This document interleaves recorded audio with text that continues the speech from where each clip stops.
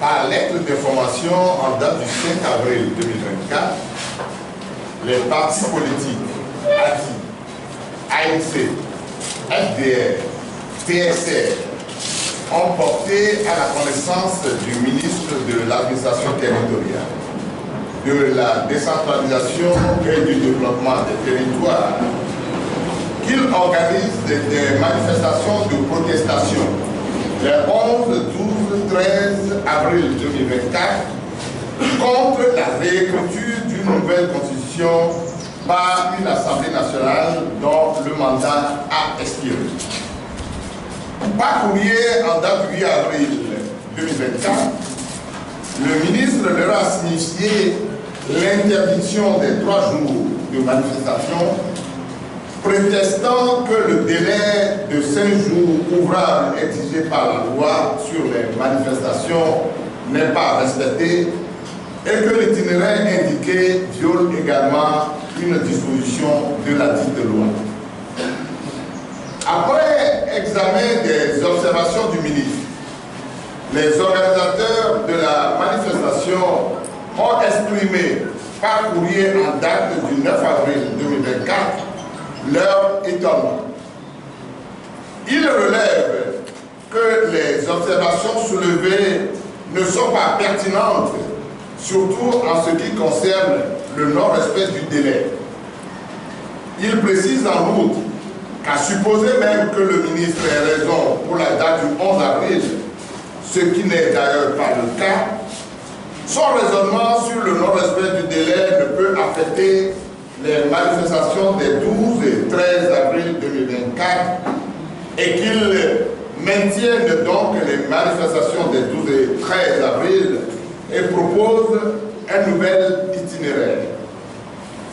Dans l'après-midi de ce même 9 avril, les premiers responsables de ces partis politiques ont reçu des appels du ministre de l'administration territoriale, les invitant à rencontrer le ministre à 16 h à son cabinet. Au cours de cette rencontre à laquelle est associé le ministre de la Sécurité et de la Protection civile, le ministre de l'administration territoriale, de la décentralisation et du développement des territoires, a déclaré de manière péremptoire qu'il détient des informations graves et dignes de foi selon lesquelles les organisateurs des manifestations projettent de passer outre l'interdiction, de s'attaquer aux forces de l'ordre et de sécurité, de s'attaquer au domicile des députés, de déloger les élèves pour se joindre aux manifestants. Les responsables conviés à la rencontre ont tour à tour pris la parole pour refuter ces accusations graves en les qualifiant de fausses et gratuites parce que ne reposant sur aucun élément fiable mis à leur disposition, et ont fait savoir au ministre que s'ils étaient animés par l'esprit de passer outre son interdiction, il ne lui aurait pas écrit le 9 avril pour ramener les manifestations au 12 et 13 avril avec la proposition d'un nouvel itinéraire.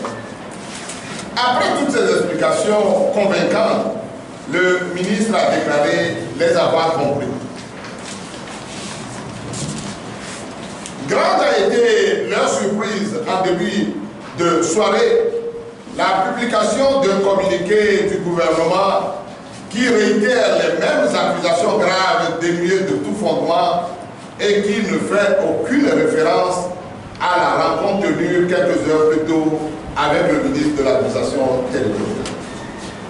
Il s'agit donc d'un plan machiavélique orchestré par le régime en place pour étouffer toutes les manifestations publiques en créant de graves incidents pour faire porter le chapeau aux organisateurs innocents.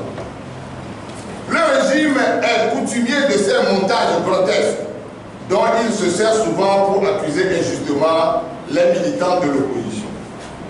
En 2013, le pouvoir commençait insidieusement à accuser l'opposition d'organiser des militants pour brûler des stations d'essence avec des bidons d'essence qu'ils transporteraient.